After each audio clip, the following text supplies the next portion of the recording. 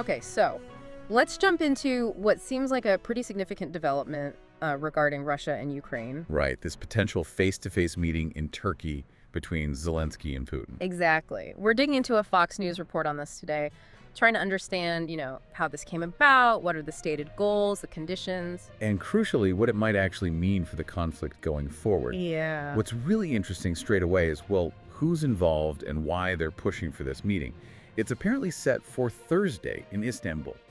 And the report says Putin actually proposed it just this past weekend. That's right, Putin initiated it. But it wasn't just a simple yes from Zelensky.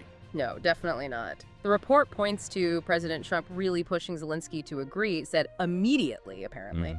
Very strong urging there. And Zelensky did publicly agree, but, and this is key, with a big condition attached. The ceasefire. Yeah, he said, we await a full and lasting ceasefire starting from tomorrow to provide the necessary basis for diplomacy.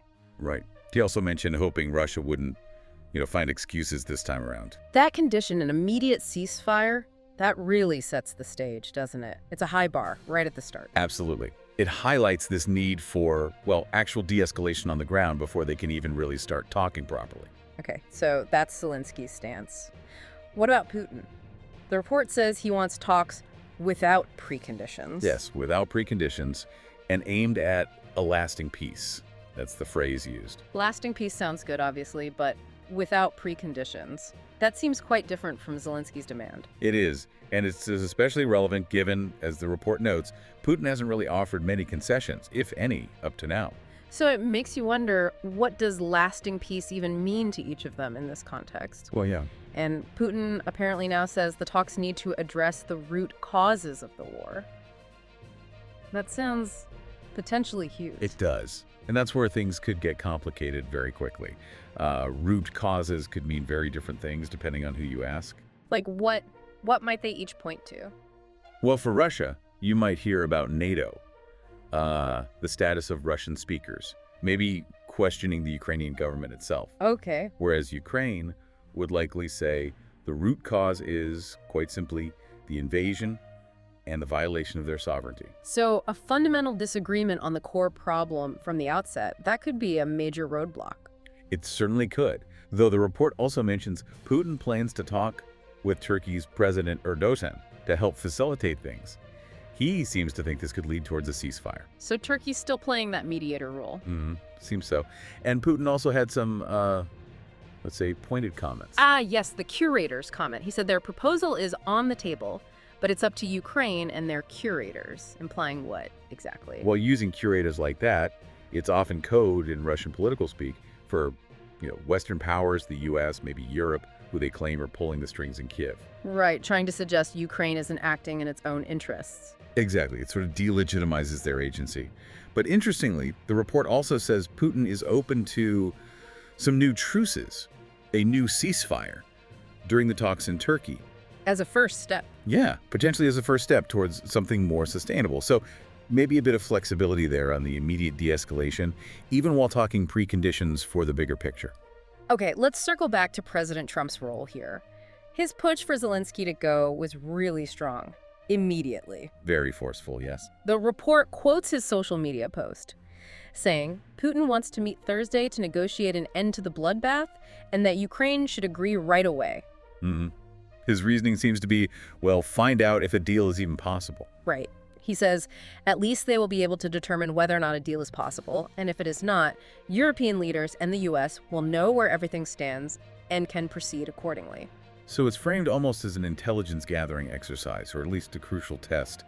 See if there's any point talking. But then he also sounds pretty skeptical himself, doesn't he? Yeah, he follows up saying he's starting to doubt a deal will happen because Putin's busy celebrating the World War II victory. And then throws in that the U.S. was crucial to winning that war. Right. A bit of tangent there, but underlining his doubt. Yet he still ends with, have the meeting now. So push for the meeting, but don't necessarily expect success. But he does echo that idea of a path to lasting peace. He does use that phrase, yeah. Yeah. Though you have to assume his idea of what that peace looks like might differ quite a bit from Putin's, or even Zelensky's. It's quite a contrast to the European leaders, isn't it? The report mentions they were in Kyiv on Saturday. And their message was very different. Yeah, demanding Putin agree to an unconditional 30-day ceasefire or face new sanctions, that feels much more like an ultimatum. Absolutely. It's a much harder line. Less about facilitating talks, more about demanding an immediate stop to the fighting. Why do you think they went that route? So publicly firm. Well, likely a few reasons. Showing strong support for Ukraine, putting maximum pressure on Putin, maybe responding to domestic pressures too. An unconditional 30-day stop is a clear, tangible demand. Focused on the immediate humanitarian side. Exactly. And the threat of more sanctions adds teeth to it. Of course, the report notes Putin just dismissed those demands as ultimatums. Yeah, seems he prefers his own proposed setup in Turkey. It certainly looks that way, resisting what he sees as external pressure.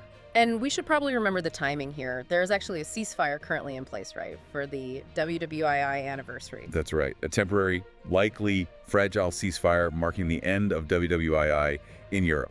So it's technically a pause leading into these proposed talks. Provides a bit of breathing room, maybe. Perhaps. A very precarious bit of breathing room. But, you know, the significance of this meeting actually happening, as the report says, it's the first face-to-face between Putin and Zelensky since the invasion started in 2022. That alone is huge, isn't it? It really is. Symbolically, it's massive. Whether it leads to substance is another question, but just getting them in the same room could potentially open up something new, even if it's uncertain. Okay, so wrapping up the key points. We have Zelensky agreeing to meet Putin in Turkey, pushed by Trump, but demanding that prior ceasefire. Right.